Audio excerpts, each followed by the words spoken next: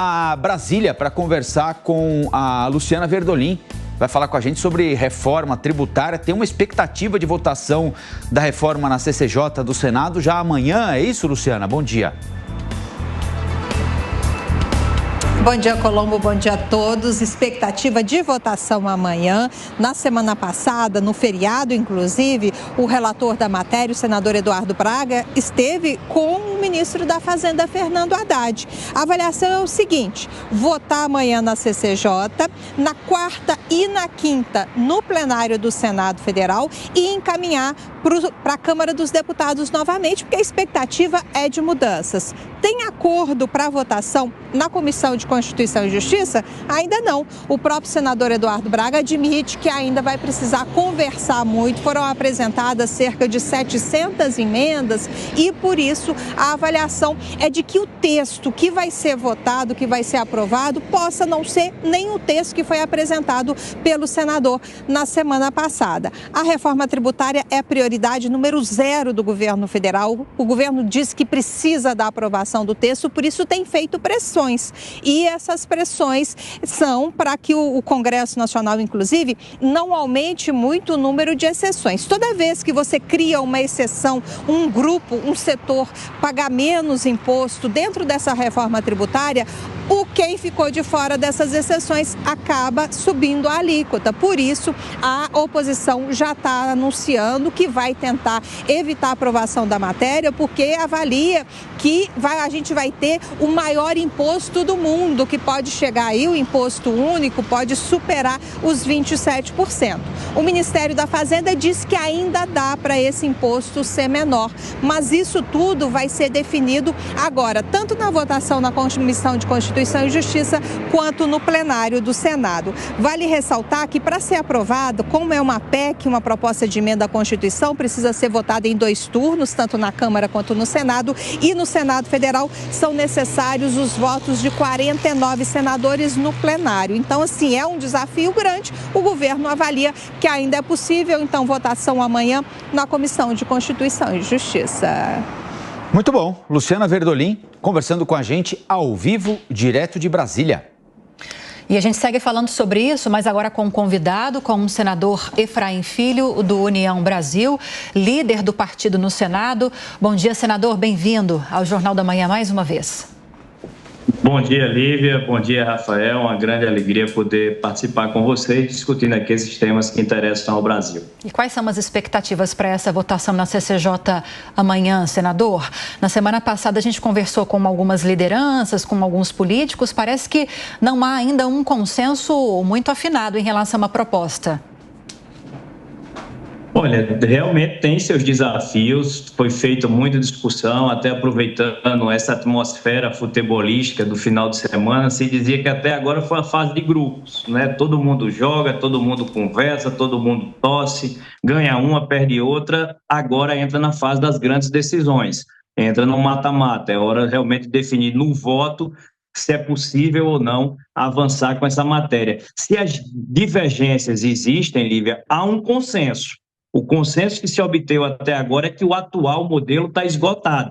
É um modelo arcaico, obsoleto e ultrapassado e que só atrapalha quem quer produzir. Então, temos realmente que fazer uma mudança. E essa mudança não pode ser apenas ali esporádica, muda uma regrinha aqui, outra ali. Não adianta fazer remendo em tecido podre, vai rasgar de novo. Então, nós vamos buscar no IVA, aquilo que é praticado no mundo pelas economias mais desenvolvidas. Então, ninguém está inventando nada com a reforma tributária. A mudança de modelo é bem-vinda. Agora, ela precisa estar acompanhada de muita cautela na hora da definição das alíquotas. É isso que vai, acima de tudo, importar ao cidadão, né? Nós queremos uma reforma tributária que não significa aumento de carga nem aumento de imposto. E isso é possível, sim. É só fazer uma reforma tributária pelo olhar do cidadão, do contribuinte, e não pelo olhar do governo.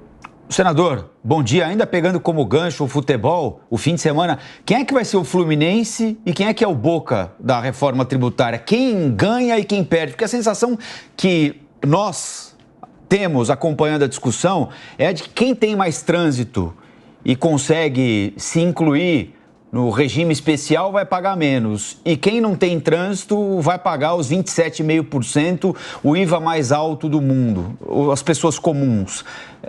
Essa é uma percepção correta, senador?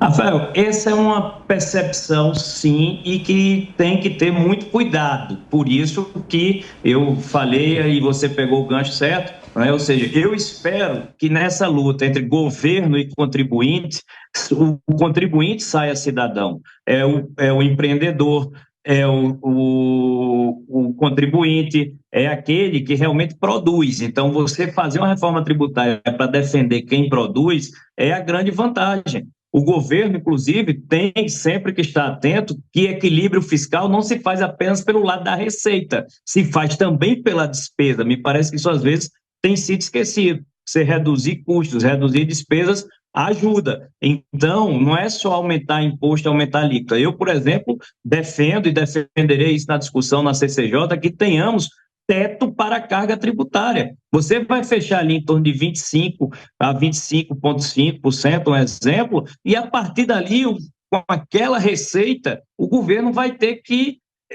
se contentar, né? Não adianta sempre querer 27%, 28%, concordo com você. Não dá para fazer cara de paisagem com a perspectiva de se ter o maior IVA do mundo. Não dá para a gente começar assim, né? Não dá para o Brasil começar assim. E é importante lembrar que os impostos sobre o consumo são apenas uma fatia, né, da receita dos governos. Você tem também ainda outra parte, a renda e o patrimônio. Então, não dá para começar com 27%, 28%. É inadmissível isso. E para defender o contribuinte, para defender o cidadão, nós vamos estar muito atentos e provavelmente pleitear na CCJ o estabelecimento de um teto de carga tributária, algo ao qual o relator, senador Eduardo Braga, já se posicionou favoravelmente. Senadora, eu vou chamar os nossos comentaristas para essa entrevista também, começando com você, Amanda Klein. Oi, bom dia, senador. Vamos falar com o senhor. Eu vou insistir nessa pergunta do Colombo, senador, porque me parece muito apropriada. Afinal de contas, vamos ter o IVA mais alto do mundo, 27,5% pelas contas da Fazenda. Isso se deve à quantidade de regimes diferenciados e alíquotas especiais. Em outras palavras, as exceções que foram incluídas na reforma tributária. Então, é mais ou menos isso. Quem faz pressão política, quem faz lobby, consegue acesso a um regime diferenciado. O relator Eduardo Braga, por exemplo, incluiu os profissionais liberais, grandes escritórios de advocacia, médicos, gente que já ganha muito dinheiro e mesmo assim vai pagar menos imposto, vai pagar 30% a menos do que os cidadãos comuns. No fim, o cidadão comum é que vai pagar o maior imposto sobre consumo do mundo para que algumas pessoas, e não é o setor público, é gente do setor privado, tem acesso a uma alíquota menor. Parece puro suco do Brasil. Quer dizer, essa reforma tributária, por outro lado, ela não perpetua, por mais que ela corrija o pandemônio tributário, diminua a litigância, possa abrir espaço para algum crescimento, por outro lado, parece que ela mantém a injustiça tributária que é tão característica de Brasil. E ainda tem o Fundo de Desenvolvimento Regional, que daqui a um tempo o governo vai ter que botar 60 bilhões de reais ali todo ano à União, esse fundo foi majorado, e a gente não sabe de onde virá esse dinheiro. Se a gente já está falando num déficit na dificuldade de cumprir meta fiscal agora, imagina daqui a 10 anos. Vamos lá, Amanda, sobre a questão das alíquotas múltiplas, né, as alíquotas diferenciadas. Em todo lugar do mundo existe, tá certo? Então, Inglaterra, França, toda a Europa, Alemanha, Estados Unidos, na Ásia, Japão, existem setores diferenciados, até porque a repercussão na hora do pagamento do contribuinte é diferente. Eu vou pegar aqui um exemplo de um setor que ficou diferenciado, o turismo, por exemplo. O Brasil hoje tem uma vocação turística enorme. Se o turista no mundo, ele vai escolher para onde ir. Ele pode estar indo para a Argentina, aqui do lado, ou para a República Dominicana. Estou citando 2 países, para você ter uma ideia, que tem entradas de turista, fluxo de turista melhor do que o brasileiro. Então, a gente tem realmente que ter determinado espaço para vocações turísticas, porque se o preço aqui for mais caro, o turista mundial ele vai para outro lugar. Então, às vezes, estão escolhendo os vilões errados na hora de fazer essa discussão. O vilão da história não é quem produz, não é o profissional liberal que está saindo do ISS de 5% para cerca de 18%. Então, ele está pagando mais imposto, ele não está pagando menos imposto. Ele paga pouco imposto hoje, Agora está se evitando uma escalada demasiada para chegar na classe média, para chegar em quem produz no Brasil. Então, acho que os vilões que têm sido escolhidos são vilões errados. O que nós temos que ter claro, eu volto a insistir, é a disputa entre contribuinte e governo. Não dá para o governo querer morder cada vez mais participação naquilo que é de quem produz, naquilo que é do empreendedor, naquilo que é do cidadão. Então, por isso que nós temos que ter o teto de carga. A alíquota vai ficar em 25 e ponto. O governo vai ter que se resolver com aqueles 25 que ele possui. A gente tem que deixar de ser tão matriarcal, tá certo, com o governo, para dizer, não, nós vamos dar tudo que o governo quer, tudo que o governo precisa, a alíquota vai ser 28, esqueça. Não pode ser isso e a gente vai lutar muito, né, para que isso aconteça. Qual é a vantagem? E aí eu concluo. É que a PEC ela não depende de sanção presidencial. A PEC ela é promulgada pelo Congresso.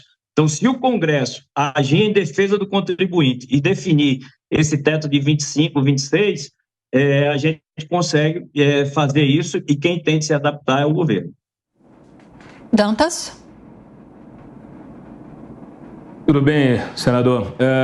Eu acho que é difícil justificar para o contribuinte que ele vai pagar o IVA mais alto do mundo, né? Sendo que a média da OCDE é de 19%, ele vai pagar 27,5%. Mas eu queria refletir sobre esse ponto dos 60 bi desse Fundo de Desenvolvimento Regional, porque não me parece conveniente que nós tenhamos a obrigação de ampliar o gasto anualmente em 0,6 ponto percentual na relação dívida-PIB, numa situação em que o Brasil hoje é o terceiro país com a maior dívida pública entre os países emergentes, segundo o FMI. E a gente, em pelo menos uma década, vai ampliar aí em quase 20 pontos percentuais essa dívida, ou seja, a economia vai entrar em colapso. Eu acho que realmente o Congresso precisa ter muita responsabilidade neste momento. Cláudio, vamos lá. O Fundo de Desenvolvimento Regional, ele vai significar a parcela de investimentos que a União vai destinar aos estados, fruto do aumento de arrecadação. Tá? É bom lembrar que com o modelo do IVA se acabam os benefícios fiscais nos estados. Se estima hoje em termos de 250 bilhões de reais que são perdidos pelos benefícios fiscais que foram dados, né, aí durante todo o período do ano. Então, quando esse dinheiro retorna ao caixa, tá certo? É justo que uma parte desse recurso não fique todo com a União Federal e ela seja capaz de distribuir uma parte desse aumento de caixa com os estados, até porque com o novo modelo, para você ter uma regra só por todo o Brasil, e essa é uma das grandes vantagens, às vezes todo mundo foca nas críticas, mas não fala nas vantagens, né? Nós vamos ter uma regra de imposto para todo o Brasil. Hoje são 5.500 municípios, 27 estados, cada um com um calhamaço de 1.000 páginas. A simplificação, a redução da burocracia, todo é bem-vindo. E é justo que, para isso, né, os estados também participem com uma participação na repartição dessas receitas. É isso que o Fundo de Desenvolvimento Regional significa, e é muito justo que esse dinheiro não fique todo concentrado apenas na União, mas aí em São Paulo, lá no Nordeste, na Norte do país, Centro-Oeste, Sul, cada região tem as suas prioridades de desenvolvimento e possam receber um quinhão dessas receitas. Agora, falando de outra pauta econômica, senador, é muito provável que a discussão sobre a meta de déficit zero fiscal para o ano que vem fique para o ano que vem também, para março, até março do ano que vem. Como o Senado está se mobilizando nesse sentido? É bom que fique para o ano que vem? Teria de ser algo a ser decidido ainda neste ano, porque tem LDO, lei orçamentária, que precisam ser aprovadas ainda nesse final de ano? Lívia, é ideal que seja esse ano e que seja algo crível, né, que as pessoas possam acreditar. O presidente Lula já encaminhou a posição, né, independente de juízo de valor, ficou muito claro na fala dele. No ano que vem, o governo não vai reduzir despesas, não vai fazer contingenciamento para reduzir os seus investimentos. Então, o governo tomou uma decisão muito clara. Qual é a tradução daquela fala do governo? O governo vai priorizar, né, uma agenda de investimentos, mesmo que para isso seja preciso fazer dívida pública, ou seja, vai investir com dinheiro emprestado. E isso, claro, traz uma série de consequências e decisões, mas é uma escolha política, né, de quem está conduzindo a macroeconomia do Brasil. Então, me parece que perseguir o déficit zero já não é a vontade do governo e ninguém é mais realista do que o rei. Não adianta acreditar que no Congresso vai alguém se levantar, a oposição vai se levantar para dizer não, é preciso ter mais impostos, é preciso cobrar mais da sociedade, é preciso que a sociedade banque mais as políticas do governo. É sobre isso, inclusive, que a gente estava falando anteriormente. Então, ter uma meta crível, tá certo, e tentar persegui-la, mas me parece que a meta zero fica cada vez mais distante, porque o governo já deixou claro que não é a vontade nem o desejo dela persegui-la. Então, se for para trabalhar com a meta de 0,5, que seja uma meta crível, que as instituições possam confiar, a sociedade possa confiar, o mercado, os investidores, né, possam buscar e confiar nessa meta. Eu acredito que esse ano, se for definida, é ainda melhor.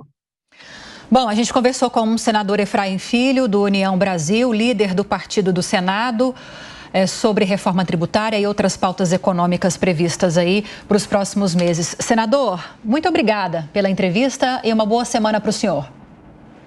Eu que agradeço a oportunidade, vamos aguardar amanhã. Eu não acredito, Lívia, que esse calendário vai ser cumprido à risca de conseguir em 3 dias votar na CCJ e no plenário, né? Então, acho que deve se estender e se alargar um pouco mais e, na melhor das hipóteses, levar, né, a decisão ao plenário para daqui a 15 dias, lá para a reta final de novembro. Aí é uma questão mais de feeling, tá certo? Porque, como a gente vê, é um tema que tem divergências e dificilmente em uma única sessão da CCJ conseguirá ser aprovado. Vamos aguardar, acompanhar e desejo um bom dia a todos. Acompanharemos. Obrigada, senador. Bom dia, senador.